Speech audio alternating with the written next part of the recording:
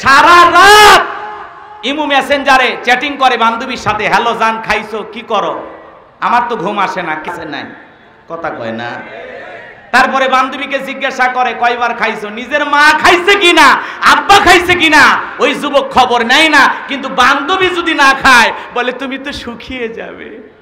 কি দরদ, কথা কন না আপনারা। জিজ্ঞাসা করে বারবার তুমি খাইছো, তুমি না খাইলে আমি খাবো না। বাথরুমের সিপাই যা কথা কয়, ছাদের উপরে যা কথা কয়, ধান খেতে এসে মশার কামড় খায়, মশা মারে আর গল্প করে, কথা কর না। বান্ধবী ওই পার থেকে বলে কারে থাপড়াইলা? কয় সেই কথা বললো না, তোমার সাথে কথা বলতেছি আর মশা আমারে কামড় মারতেছে, এই জন্য মাঝে মাঝে একটু মশারে সাইজ করতেছি। ওই পার থেকে মেয়েটা আবেগ আর ভালোবাসা নিয়ে বল, ইস যদি তোমার পাশে থাকতাম মশারে কি রক্ত খাইতে দিতাম, আমি তোমারে আদর করে কয়েল জ্বালায় দিতাম। কথা কন ঠিক কিনা? ও তো মশার চাইতে বেশি রক্ত খাবে বাড়িতে আসলে, কথা কন ঠিক কিনা? এজন্য যুবকেরা সারা রাত্রি ইমো মেসেঞ্জারে বান্ধবীর সাথে চ্যাটিং করে, কথা বলে, বান্ধবী খাইছে কিনা খোঁজ খবর নাই, কোন কালারে থ্রি পিস পরে ঘুমাইছে প্রতিদিন খোঁজ খবর নাই। এরকম যুবক আছে না নাই? সম্মানিত ভাইয়ের আমার, ভূমিকায় আর কথা বাড়ানোর কোনো সুযোগ নাই, আমি সরাসরি মূল আলোচনায় প্রবেশ করতে চাই। অনেকে ভাবতেছেন যে হুজুর আপনি আসলেন কথা বলবেন, আসলে তো আমি আপনারা যতটা বড় ভাবতেছেন আমি তত বড় না, আমি ছোটখাটো একজন মানুষ। এই পাশের গ্রামে আমার বাড়ি, সারা দেশের মানুষ চেনে জানে, একটু দাওয়াত দেয়, দুই চারটা কোরআন হাদিসের কথা বলি, এই আপনারা ভাবতেই পারেন যা আমাদের এলাকার মানুষ। তবে আপনারা যে মহাব্বত করেন, ভালোবাসেন, এর বাস্তব প্রমাণ আপনাদের উপস্থিতি, কথা বলেন ঠিক কিনা? এই জন্য আমি আপনাদেরকে ভালোবাসি। আমরা একই এলাকার মানুষ, ছোট মানুষ হিসেবে দুই চারটা কথা যদি ভুলভাল বলি, নিজের সন্তান মনে করে, ভাতিজা মনে করে, ভাই মনে করে, বন্ধু মনে করে সব ভুলে যাবেন। যত কথা প্যান্ডেলে রাখবেন, আমলের নিয়তে যে কথাগুলো বলবো সেগুলো বাড়িতে নিয়ে যাবেন। কোনো দলাদলি উল্টাপাল্টা চিন্তা ভাবনা মনের মধ্যে রাখবেন না। কথা কি বোঝা গেল? হ্যাঁ, আর আপনারা তো জানেন আমরা একটা নতুন বাংলাদেশ পাইছি, কথা বলেন না কেন? বাংলাদেশ জালেম মুক্ত, স্বৈরাচার মুক্ত হয়েছে, কিন্তু আমরা এখনো কাঙ্ক্ষিত লক্ষ্যে পৌঁছাইতে পারিনি, কথা বলেন না কেন? হয়তোবা কিছু দুর্নীতিবাজ, কিছু জালেম, এদের পতন হয়েছে, কিন্তু বাংলাদেশের মানুষ কি বলেন তো, আমরা যে জায়গায় ইসলামকে দেখতে চাই সে জায়গায় কি ইসলাম নামক গাছটাকে রোপণ করতে পেরেছি? পারি নাই। জায়গা মতো যদি আমরা ইসলামকে নিয়ে যেতে পারি, তাহলেই শান্তির সুবাতাস পুরো বাংলাদেশে বইবে, কথা বলেন ঠিক কিনা? এক কথায় কোরআনের পার্লামেন্ট কায়েম হবে না যতদিন, আমাদের স্বপ্ন পূরণ হবে না ততদিন, কথা বলেন ঠিক কিনা? এই আমাদের একটাই চাওয়া, আমরা আল্লাহর কোরআনকে পার্লামেন্টে নিয়ে যেতে চাই, কথা বলেন ঠিক কিনা? কোরআনের ফাঁকে আল্লামা সাইদি হুজুর বলেছিলেন, তোমরা কি কোরআনের স্বাদ পেতে চাও? কোরআনের রং দেখতে চাও? কোরআনের মজা পেতে চাও?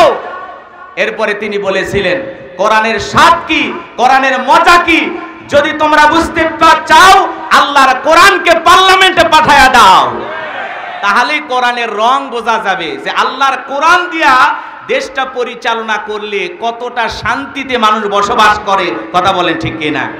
গরুর দড়ি ধরে বসে থাকা লাগবে না, মোটর সাইকেল লক করে বসে থাকা লাগবে না, স্বর্ণের দোকানে সিসি ক্যামেরা লাগানো লাগবে না, রাস্তাঘাটে নিরপরাধ মা বোন হেঁটে যাবে, কেউ বাঁকা চোখে তাকাবে না, কথা বললেন না কেন? এমন সোনালী সুন্দর একটি বাংলাদেশ কি আপনারা কায়েম করতে চান? তাহলে আল্লাহর কোরআন পার্লামেন্টে যা কারা কারা চান, দুই হাত তুলে আরেকবার দেখান, লিল্লাহি তাকবীর। দল মত নির্বিশেষে আমাদের একটাই চাওয়া, আমরা ইসলামের বিজয় চাই, কোরআনের বিজয় চাই, আল্লাহর জমিন আল্লাহর দ্বীনকে প্রতিষ্ঠিত করতে চাই, কথা বলেন ঠিক কিনা? এই লক্ষ্যে আপনারা কাজ করতে রাজি আছেন তো ইনশাআল্লাহ? আল্লাহ কবুল করেন, জোরে বলেন আমিন। সম্মানিত হাজিরিন, এদিক সেদিক কথা বলার কোনো সুযোগ নাই, আমি ডাইরেক্ট আলোচনায় চলে যাব। এলাকার সন্তান হিসেবে আমি আপনাদের সামনে পবিত্র কোরআনুল কারীমের 23 নম্বর সূরা, সূরাটির নাম সূরাল মুমিনুন, মোট আয়াত আছে 118, রুকু আছে 6টি।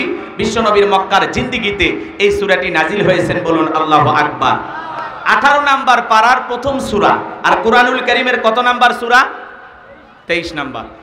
অনেকে হয়তো আপনারা ভুলে গেছেন, এই সেই ছাতা আমার ভাগিনা শেখ আবু ইউসুফ অনেক আশা করে একবার আমার নিয়ে আসছিল, বৃষ্টি রে ভাই, সেই বৃষ্টি, কথা কয় না? মনে আছে আপনাদের? ওই বৃষ্টির ভিতরে অনেকে দাঁড়িয়ে আমার কথা শুনেছিলেন, আমি সেই কথা ভুলি নাই।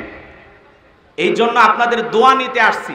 যেই পরিমাণে বক্তা আজকের মাহফিলে উপস্থিত হয়েছে, এক জায়গায় যদি 5 লাখ টাকা দিয়ে কাউকে ধরায় দেন আর বলেন এই বক্তাগুলোকে এক জায়গায় নিয়ে আসেন, সম্ভব হতো না।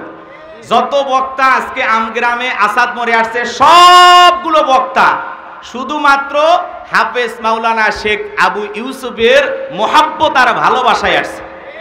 কথা কি বুঝতে পারছেন? তো এই জন্য অবহেলা করেন না। এই আমগ্রামের সাজু ও আবার কি, ও কি জিনিস বুঝতেছেন না? সে চাইলে আরো 200 বক্তা আপনাদের এই মাহফিলে হাজিরি করতে পারবে। কথা বলেন ঠিক কিনা? এই জন্য এলাকার মানুষ অনেকে নাক সিটকায়, অনেকে অনেক কথা বলতে পারে, সমালোচনা থাকবেই। কথা বলেন না কেন? তো এই সমালোচনা দেখে লাভ নাই। আগেই বলেছি, কিছু ভালো মানুষ থাকবে, কিছু মন্দ মানুষ থাকবে, এটা দুনিয়ার স্বভাবগত একটা বৈশিষ্ট্য। কথা বলে ঠিক কিনা? সবাইকে তো আর ভালো বানানো যাবে না, আর সবাইকে তো সোজা পথে চালানো যাবে না। যাবে কি বাজান? এই জন্য আমি লম্বা কথা বলবো না। কোন সূরা? একটু জবাব দেন, বলেন কোন সূরা? সূরাল মুমিনুন। একটু জবান ছেড়ে বলেন কোন সূরা? সূরাল মুমিনুন। আল্লাহ পাক তার বিশ্বাসী বান্দাদের জন্য, মুমিন বান্দাদের জন্য সূরাল মুমিনুন নাজিল করেছেন। আবার যারা অবিশ্বাসী কাফের, এদের জন্য আল্লাহ পাক একটি সূরা নাজিল করেছেন। সূরাটির নাম কি জানেন? কাফিরুন। জোরে বলেন কি নাম? কুল ইয়া আইয়ুহাল কাফিরুন। যারা অবিশ্বাসী কাফের, এদের জন্য আল্লাহ পাক সূরা কাফিরুন নাজিল করেছেন। যারা মুমিন, তাদের জন্য আল্লাহ পাক সূরাল মুমিনুন নাজিল করেছেন। এই দুনিয়ার জমিনে ভালো করে বোঝার চেষ্টা করবেন। অবিশ্বাসী বান্দা আছে, মুমিন বান্দা আছে, আর একটা আছে 2 নৌকায় পা দিয়ে চলে, দুমুখো সাপ, মুখে বলে একটা, অন্তরে আর একটা। বৃষ্টিতে এইদিকে ছাতা ধরে, সেই দিকে গোলালু মার্কা, সব তরকারিতে চলে। কথা বলেন ঠিক না? এই শ্রেণীর একজন মানুষ আছে, এই ধরনের এক শ্রেণীর মানুষ পাওয়া যাবে। এদের নাম হলো মুনাফিক। জোরে বলেন কি নাম? এই মুনাফিকদের জন্য আল্লাহ পাক একটি সূরা নাজিল করেছেন, সূরার নাম মুনাফিকুন। কথা বলেন ঠিক কিনা? কিন্তু মনে রাখবেন, কাফের চেনা সহজ, কিন্তু মুনাফিক চেনা বড় কঠিন। কথা বলেন না কেন? কারণ হিন্দুদের ভিতর থেকে মুনাফিকের জন্ম হয় না, খ্রিস্টানদের ভিতর থেকে মুনাফিকের জন্ম হয় না, বৌদ্ধদের ভিতর থেকে মুনাফিকের জন্ম হয় না। মুনাফিকের জন্ম হয় মুসলমানের ভিতর থেকে। কথা বলেন ঠিক কিনা? এজন্য দাড়ি টুপি থাকার পরে মুনাফিক হতে পারে, হজ করার পরে আলহাজ মুনাফিক হতে পারে। কথা কয় না? একটু কথা বলবেন, না হলে কথার মজা বুঝবেন না। আশেপাশে ঘুরঘুর করে, দেখে বোঝাই যায় না ইসলামের চূড়ান্ত দুশ্মন, নামধারী মার্কা মুসলমান। মুনাফিক কারা? যারা গাছের গোড়া কেটে মাথায় পানি ঢালে। কথা বলেন না কেন? চুপ করে থাক ধোকাবাজ, চোখে তোদের নাহি লাজ। চুপ করে থাক ধোকাবাজ, চোখে তোদের নাহি লাজ। গোড়া কেটে মাথায় ঢালো পানি, তোদের চিনি আর কতকাল করবি রে শয়তানি। মুনাফিকদের স্বভাব হলো ইসলাম নামের গাছের গোড়া কেটে মাথায় পানি ঢালে। কথা বলে ঠিক না? ওরা সকালবেলা বলে আমরা ইসলামের পক্ষে আছি, আবার সন্ধ্যাবেলায় বেঈমানদের সাথে মেশে আর বলে ওদেরকে একটু তাল দিছি। এরকম তাল দেওয়া লোক আছে না নাই? এক সময় ওরাই বলতো কোরআনের মাহফিল চলবে, আবার সন্ধ্যাবেলায় পুলিশ পাঠায় বন্ধ করে আর বলে অপরের অনেক চাপ, তোর চাপ গেল কোথায়? কথা কয় না কেন? এখন আর কোরআনের মাহফিল বন্ধ করার কারো সাহস হবে? জোরে বলেন হবে? 2014 সালের আগে কোরআনের মাহফিল বন্ধ করার কেউ ছিল না। ওরা যখন বুঝতে পারলো দিন দিন ইসলাম আলাদের যেভাবে গণজোয়ার, এত গুলি মারা হয়, এত জেলে দেওয়া হয়, এত রিমান্ডে নেওয়া হয়, এরপরে কোরআনের মাহফিলে লক্ষ লক্ষ মানুষ কেন যায়? অতএব কোরআনের মাহফিল করতে অনুমতি লাগবে। হরি কীর্তন হরিবাসর করতে অনুমতি লাগতো না। অন্য ধর্ম অবলম্বীদের আনুষ্ঠানিক যত অনুষ্ঠান আছে পরিচালনা করতে অনুমতি লাগতো না। কিন্তু বাংলাদেশে 95% মুসলমান হওয়ার পরেও আল্লাহর কোরআনের তাফসীর মাহফিল করতে গিয়ে অনুমতি নেওয়া লাগছে। কথা বলেন ঠিক কিনা? কোরআন পাঠাইলেন আল্লাহ আর অনুমতি দিলেন আপনারা, এখন আপনাদের পাওয়ার গেল কোথায়? এই জন্য মাতবাড়ি করতে নাই। সকল ক্ষমতার একমাত্র মালিক কে? তাবারাকাল্লাযী বিয়াদিহিল মুলকু ওয়া হুয়া আলা কুল্লি শাইইন কাদির। মহামান্বিত সেই সত্তা যার হাতে সর্বময় কর্তৃত্ব রাজত্ব পাওয়ার ক্ষমতা, তিনি হলেন সব বিষয়ের উপরে শক্তিমান। বলেন আল্লাহু আকবার। আকাশ আর জমিনে আল্লাহর চাইতে বড় ক্ষমতাধর কেউ আছে? এই জালেমেরা নামাজীদের উপরে জুলুম করেছে, জালেমেরা জুলুম করেছে আল্লাহ ওয়ালাদের উপরে, আলেমদের উপরে হাজার হাজার জুলুম করেছে। এরপরেও কিন্তু যাদের উপরে জুলুম করেছে এরা জমিনে ঠিকই টিকে থাকবে। যে সমস্ত জালেমেরা জুলুম করেছে ওরা এখন পালানোর জন্য গর্তও খুঁজে পাচ্ছে না। কথা বলেন ঠিক কিনা? মাঝে মাঝে দুই একজন পাবলিক পায় আর গণধোলাই দিয়া সাইজ করে সেনাবাহিনীর হাতে তুলে দেয়। এই জন্য জুলুম করতে নাই। সামনের দিকে যায়, আলোচনা আস্তে আস্তে বুঝবেন। খুব বেশি সময় আমি পাবো না, আজকে বক্তা বেশি, বুঝেন নাই? তারপরে এলাকার মানুষ দুই চারটা কথা বলার জন্য আসছি। বিরক্ত হচ্ছেন আপনারা? মন খারাপ করেন? এখনো কি উল্টাপাল্টা মনোভাব আছে নাকি? উল্টাপাল্টা চিন্তা ভাবনা বাদ দেন, দিলটা পরিষ্কার করেন। কথা কি বোঝেন নাই? বাবার শাসন দেখেছেন, স্বামীর শাসন দেখেছেন, চাচার শাসন দেখেছেন, আপার শাসন দেখেছেন, ভাবির শাসন দেখেছেন। আল্লাহর কোরআনটা দিয়া দেশটা কেমন চলে দেখতে মনে চায় না? ও গাইবান্দার মুসলমানেরা, দেখতে মনে চায় না? কার কার মনে চায় দুই হাত তুলে মালিককে দেখায়া দেয়।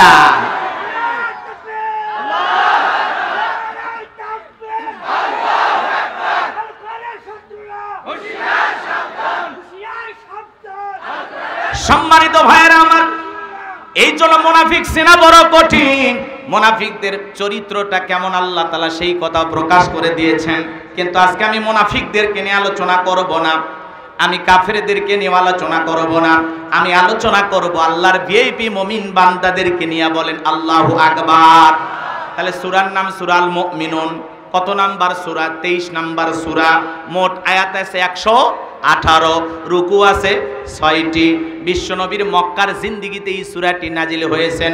রাসূল আকরাম সাল্লাল্লাহু আলাইহি সাল্লামের জীবনের দুইটা পর্ব, একটা মাক্কি আল্লাযীনা ইয়ারিসুনাল ফিরদাউস হুম ফিহা খালিদুন। আমার আল্লাহ রাব্বুল আলামিন বলেন তারাই উত্তরাধিকারী হবেন জান্নাতুল ফিরদাউসের, সেখানে তারা চিরকাল বসবাস করবেন। আমার আল্লাহ কোনোদিন তাদেরকে জান্নাত থেকে বের করে দেবেন না। চিৎকার মেরে বলুন সুবহানাল্লাহ। কি সেই 7টা গুণাবলী, কি সেই 7টি বৈশিষ্ট্য? আল্লাহর জান্নাতে কারা কারা যেতে চান? দুইটা হাত তুলে আল্লাহকে একবার দেখান। লিল্লাহি তাকবীর, লিল্লাহি তাকবীর। আপনারা সবাই জান্নাতে যেতে চান? চাওয়ার যে দুর্বল অবস্থা, হাত কি নামাইতে বলেছি?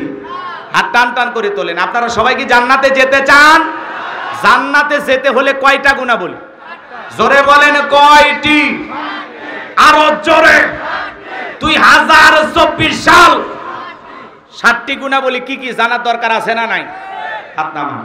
এই 7টি গুণাবলী কি আমি খুব দ্রুত আপনাদের সামনে বলার চেষ্টা করব ইনশাআল্লাহ। নড়াচড়া করবেন না, ওঠার বসা করবেন না, একটু পরিবেশটাকে সুন্দর রাখার চেষ্টা করবেন। অনেকে দুই একজন উঠতেছেন, এলাকার মানুষ, বেশি ধমক দেওয়া যাবে না, পরে আবার বলবেন ছেলেটা ভালো না।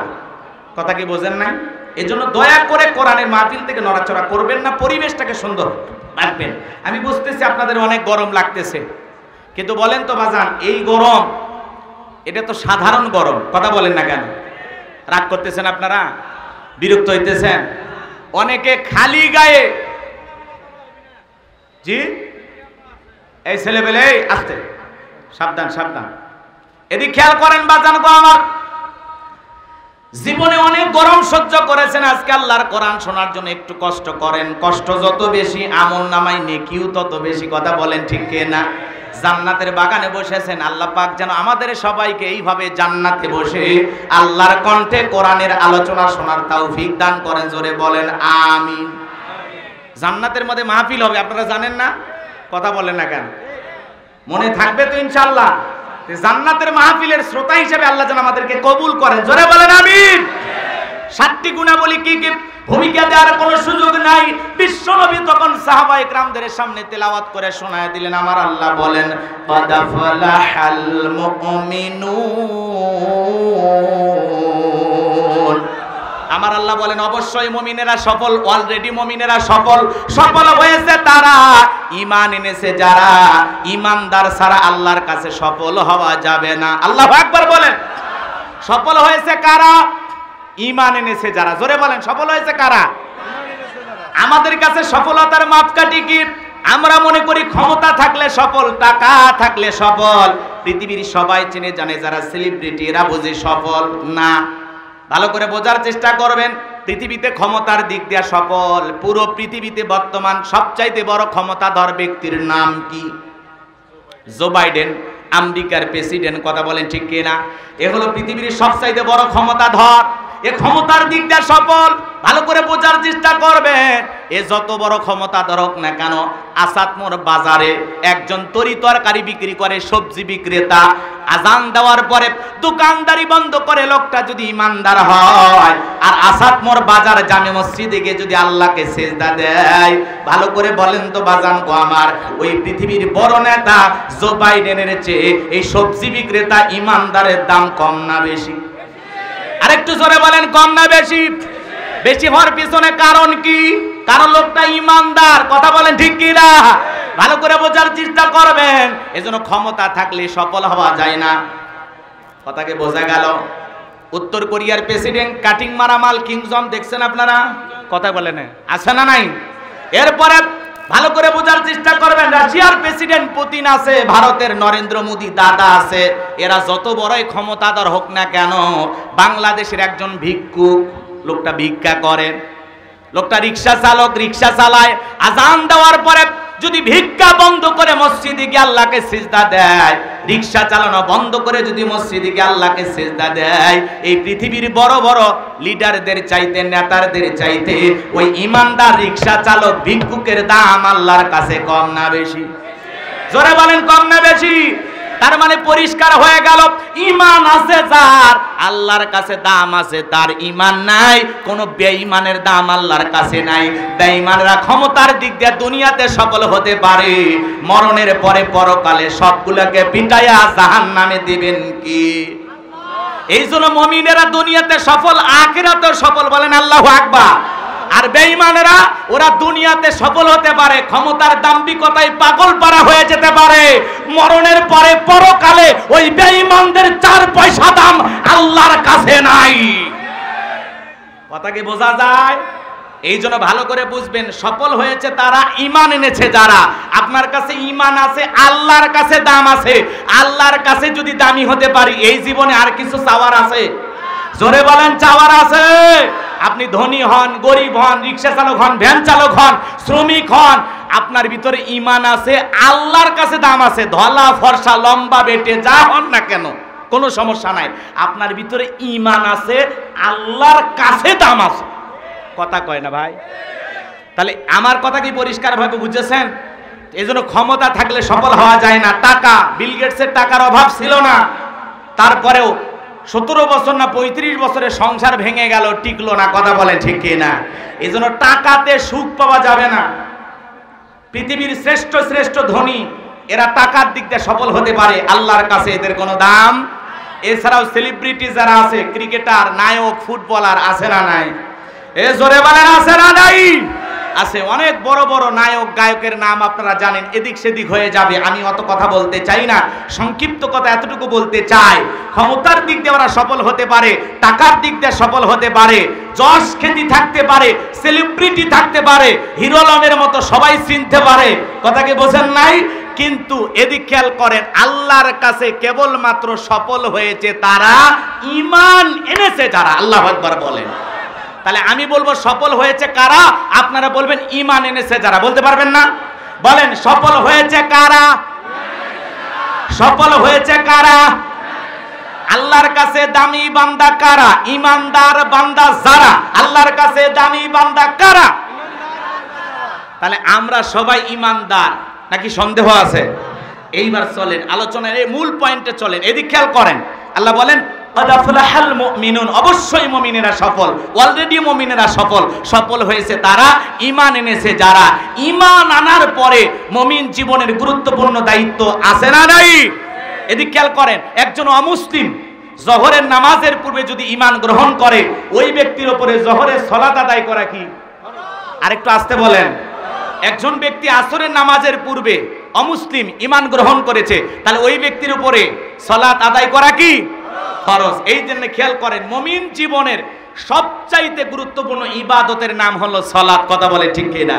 আল্লাহ পাক যখন তার আদরের মুমিন বান্দাদের বৈশিষ্ট্য নিয়ে, গুলামুলি নিয়ে আলোচনা করলেন, আমার আল্লাহ তাআলা 1 নাম্বার সালাত দিয়ে শুরু করেছেন। বলেন আল্লাহু আকবার। আমার আল্লাহ রাব্বুল আলামিন বলেন, আল্লাযীনা হুম ফি সালাতিহিম খাশিউন। আমার আল্লাহ রাব্বুল আলামিন বলেন, মুমিন বান্দারে 8 নাম্বার গুণাবলী, যারা নিজেদের সালাত বিনয়ের সহিত, নম্রতার সহিত আল্লাহ তাআলার ভয় নিয়ে আদায় করে। গভীর মনোযোগ দিয়ে কথাগুলো বোঝার চেষ্টা করবেন।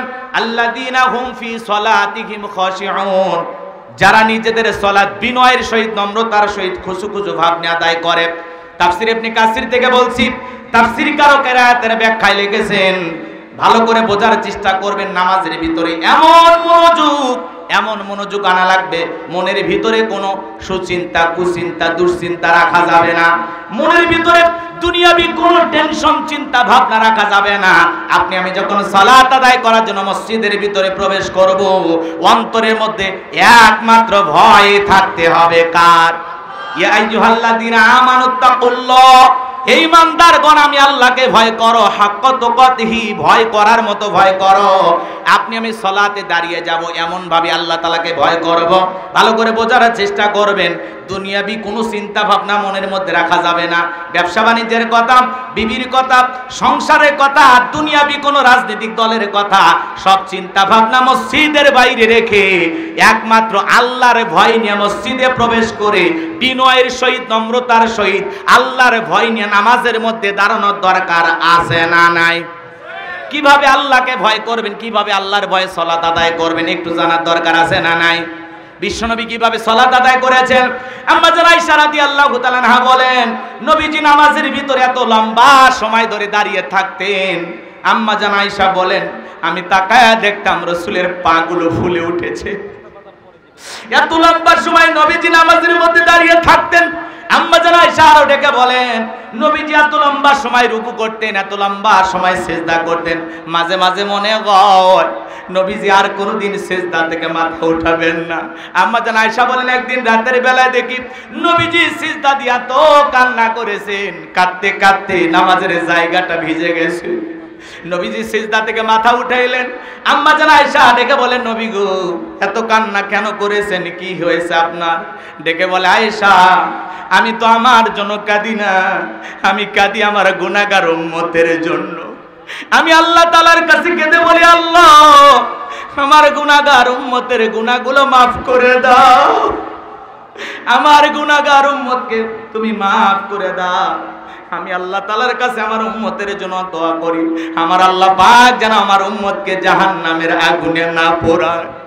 নবীজি ভালো করে বোঝার চেষ্টা করবেন, যেই নবী আপনার আমার জন্য সিজদায় কাঁদতে কাঁদতে আল্লাহর কাছে আপনার আমার গুনাহ মাফের আশায় দোয়া করেন, তাহলে আমরা যে গুনাহগার, আমরা যে মূল ভিকটিম, মূল আসামি, মূল অপরাধী, আমাদেরও সিজদায় গিয়ে নিজেদের অপরাধের জন্য, গুনাহের জন্য আল্লাহর কাছে কান্না করার দরকার আছে না নাই?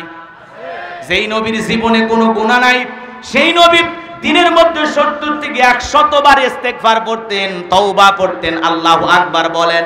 আর আপনার আমার জীবন গুনাহ দিয়া ভরপুর, এত গুনাহ করেছি, তাকাইলেই দেখি গুনার গুনাহ। কথা বলেন ঠিক কি না?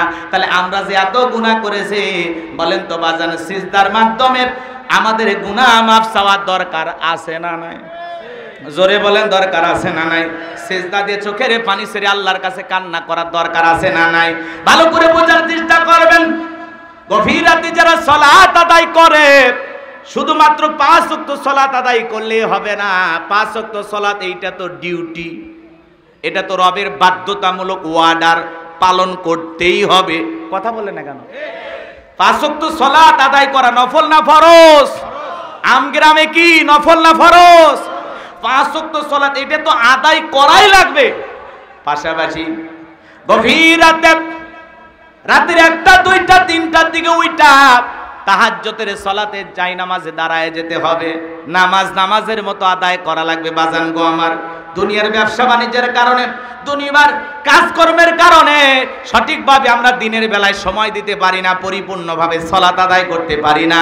এই জন্য রাতের 1টা 2টা 3টার দিকে উঠা বিবির ভালোবাসা ত্যাগ কইরাম, সন্তানদের মহব্বত ত্যাগ কইরাম, গভীর রাত্রে ওইটা ঠান্ডা পানি দিয়া ওযুটা বানায়া নিরালা নিবৃত্তিতে যাই নামাজে দাঁড়ায় গেলেন। আপনি শুধু একা সালাত আদায় করতেছেন, আপনি ইবাদত করতেছেন, আর আসমান থেকে আপনাকে দেখতেছেন তিনি কে? আরেকটু জোরে বলেন তো কে? এই গভীর রাতে যারা নিরালাই সালাত আদায় করে, নিরালা নিবৃত্তিতে আল্লাহকে ডাকেন, বাজান গো আমার, এই নামাজ হলো প্রকৃত নামাজ। এই নামাজের মাধ্যমে যারা যত বেশি সময় দিতে পারবে, যত বেশি ইবাদতে মনোযোগী হতে পারবে, এই মানুষগুলো জীবনে কোনোদিন বিফল হবে না।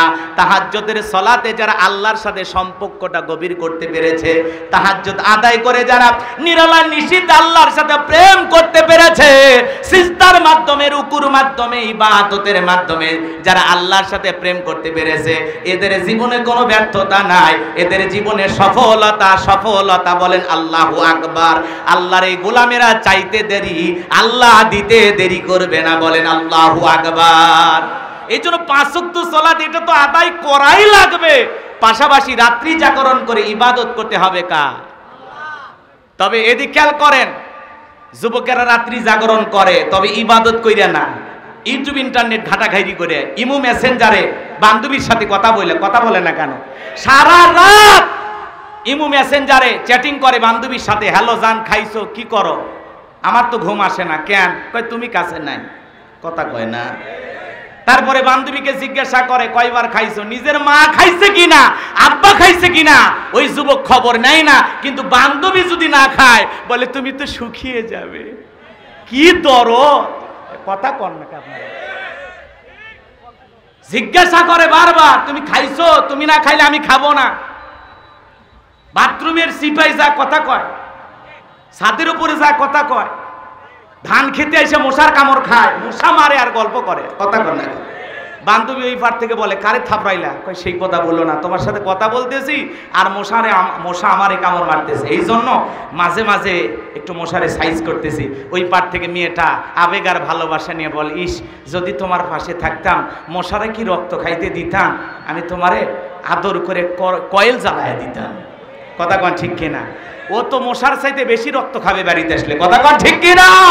এজন্য যুবকেরা সারা রাত্রি ইমো মেসেঞ্জারে বান্ধবীর সাথে চ্যাটিং করে, কথা বলে, বান্ধবী খাইছে কিনা খোঁজ খবর নাই, কোন কালারে 3 পিস পরে ঘুমাইছে প্রতিদিন খোঁজ খবর নাই। এরকম যুবক আছে না নাই?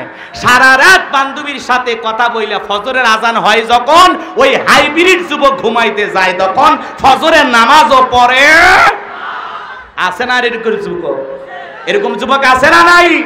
কেমন করে ঘুমাও তুমি ওরে গোবিন্দাগঞ্জের যুবক, কেমন করে ঘুমাও তুমি ফজর করে কাজা? এমন তো হতে পারে ও তোমার জোহরে জানাজা, এমন তো হতে পারে ও তোমার জোহরে জানাজা। কথা বলে ঠিক কিনা? তাহলে যুবক পাগল হইও না, পাগল হইও না, সততা নিয়ে চলো। বউ কয়টা লাগবে? বইয়ের অভাব আছে? এ কথা বলেন, বইয়ের অভাব আছে? পাগল ছেলে কোথাকার, নিজের মোবাইলে টাকা নষ্ট করিয়া প্রেম করতেছ, একটু অপেক্ষা করো। 7টি গুণাবলী, এর মধ্যে 4 নাম্বার খালি যুবক আর যুবতীর ওয়াজ, একটু অপেক্ষা করো, পরে সাইজ করতেছি। কষ্ট হচ্ছে আপনাদের? একটা তাকবীর দা, লিল্লাহে তাকবীর। তাহলে রাত্রি জাগরণ করে ইবাদত করব কার? সিজদা দিয়ে চোখের পানি ছেড়ে দিয়ে আল্লাহ তাআলার কাছে কেঁদে কেঁদে দোয়া করব, রব্বানা সরিফান্না আযাবা জাহান্নাম ইন্না আযাবাহা কানা গরম। হে আমাদের রব, আমাদেরকে ওই কঠিন ভয়ঙ্কর জাহান্নামের আগুন থেকে আমাদের মুক্তি দাও। ওই জাহান্নামের আযাব শাস্তি আমরা সহ্য করতে পারবো না। ওই জাহান্নামের আগুন থেকে আল্লাহ তাআলার কাছে দোয়া প্রার্থনা করতে হবে। বাজান গো, ওই জাহান্নাম বড় কঠিন জায়গা, ওই জাহান্নাম সুখের জায়গা না, ওইটা হলো যন্ত্রণার কারখানা। আল্লাহ রাব্বুল আলামিন বলেন, ইন্না জাহান্নামা কানাত মিরসাদা লিত্তাগিনা মাআবা লাবিসিনা ফিহা আহকাবা লা ইয়াযুকুনা ফিহা বারদাও ওয়ালা শারাবা ইল্লা হামিমাও ওয়া গাসসাকা। জোরে বলেন আল্লাহু আকবার। আল্লাহ রাব্বুল আলামিন বলেন, ইন্না জাহান্নামা কানাত মিরসাদা, নিশ্চয়ই জাহান্নাম ওত পেতে রয়েছে। সূরা নাবার 21 নম্বর আয়াত থেকে 25 নম্বর আয়াত পর্যন্ত আল্লাহ তাআলা বলতেছেন, আল্লাহু আকবার বলেন, ইন্না জাহান্নামা কানাত মিরসাদা, নিশ্চয়ই জাহান্নাম ওত পেতে রয়েছে। এটা হলো অপরাধীদের থাকার আবাসস্থল। এখানে তারা যুগের পর যুগ বসবাস করবে। একজন মানুষ কত লক্ষ বছর, কত কোটি বছর জাহান্নামের আগুনে জ্বলবে, এর সঠিক এলেম আর জ্ঞান আছে কার কাছে? আর একটু জোরে বলেন, কার কাছে? ওই জাহান্নামের আগুনে মানুষগুলো জ্বলবে, পুড়বে, হাজার হাজার বছর জোরে জাহান্নামের আগুনে জ্বলতে জ্বলতে পুড়তে পুড়তে জাহান্নামের দারোগা ফেরেশতা নাম হলো মালিক, তাকে চিৎকার মেরে ডেকে ডেকে বলবে, ও মালিক ফেরেশতা, আমাদের যন্ত্রণা কমায় দাও, আমরা আর সহ্য করতে পারি না। কাঁদতে কাঁদতে হাজার হাজার বছর কেটে যাবে। হাজার বছর কেটে যাওয়ার পরে মালিক ফেরেশতা জবাব দিয়ে বলবে, কোনো কথা হবে না, চুপচাপ আযাব সহ্য করো। এতটুকু কথা বলে তিনি আর কোনো কথা বলবেন না। হাজার হাজার বছরের আর চিৎকার মারতে থাকবে, আর বলবে ফেরেশতাকে বলে লাভ হবে না, আমরা আমাদের মালিক আল্লাহকে ডাক দেব। জাহান্নামীরা তখন জাহান্নামের আগুন থেকে জ্বলতে পড়তে পড়তে আল্লাহকে ডেকে বলবে, আল্লাহ আমাদেরকে মাফ করে দাও, আমাদেরকে ক্ষমা করে দাও, আমাদের আযাব ক্ষমায় দাও, আমরা জাহান্নামের যন্ত্রণা সহ্য করতে পারতেছি না। আল্লাহ গো, এই আগুন আমাদের জন্য বড় যন্ত্রণাদায়ক। হাজার বছর কেটে যাওয়ার পরে আসমানের মালিক আল্লাহ জবাব দিয়ে বলবে, এ বান্দা, কোনো কথা হবে না, চুপচাপ আযাব সহ্য করো। এই কথা যদি আল্লাহ বলে, বাঁচার আর কোনো জায়গা আছে? কথা বলে না কেন? কষ্ট হচ্ছে আপনাদের? ভালো করে বোঝার চেষ্টা করবেন, দিলটা নরম করে কথাগুলো বোঝার চেষ্টা করেন। ওই জাহান্নামের আগুন বড় কঠিন। হযরত আবু হুরায়রা রাদিয়াল্লাহু তাআলা আনহু বলেন, জাহান্নামের আগুনকে আল্লাহ পাক 1000 বছর জ্বালায়া জাহান্নামের আগুনের কালার হয়েছিল সাদা, আবার 1000 বছর জ্বালায়া জাহান্নামের আগুনের কালার হয়েছিল লাল বর্ণ, আবার 1000 বছর জ্বালায়া জাহান্নামের আগুন হয়েছে কৃষ্ণ বর্ণ, অন্ধকার রাত্রির মতো কালো।